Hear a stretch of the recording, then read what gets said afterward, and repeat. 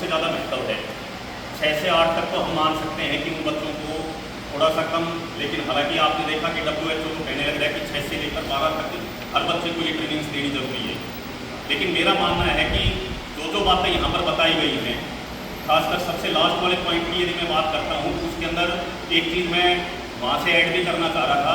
एक नई टर्म आई है आर्टिफिशियल इंटेलिजेंस। तो साइबर क्राइम की जो बात आती है तो उसके अंदर आपने देखा होगा आर्टिफिशियल इंटेलिजेंस का प्रयोग करके आपकी आवाज़ तक हूबहू पैदा की जा सकती है।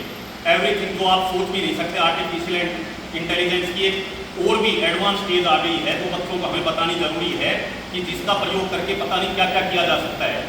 तो वो चीज़ें आपको सबसे पहले उसके बारे में अवेयर होना पड़ेगा। तो ये चीज़ें जो यहाँ पर हमने ट्रेनिंग्स में सीखी हैं, मेरा मानना है कि एक एक चीज़ को हमें बच्चों के इम्प्लीमेंट करना बहुत ही बहुत ज़रूरी है।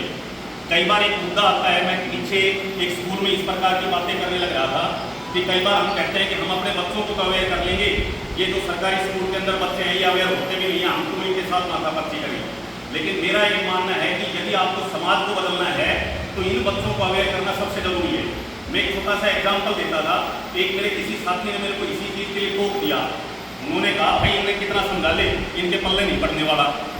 तो मैंने उनको कहा कि आप अपने गांव में, वो अपने गांव में टीचिंग करने लग रहे थे, मैं नाम नहीं बताऊंगा, गुड़गांव डिस्ट्रिक्ट में पोस्टिंग थी मेरी।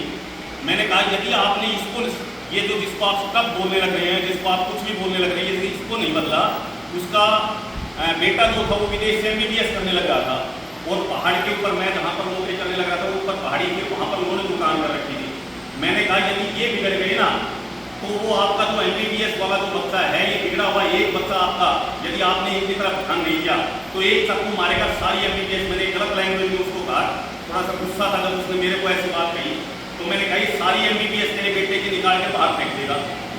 यदि इनको संभाला नहीं तो समाज तभी समझेगा साथियों, जब हमारे पास और हमारे बच्चों के अलावा जितने भी बच्चे हैं उन सभी को भी हम यदि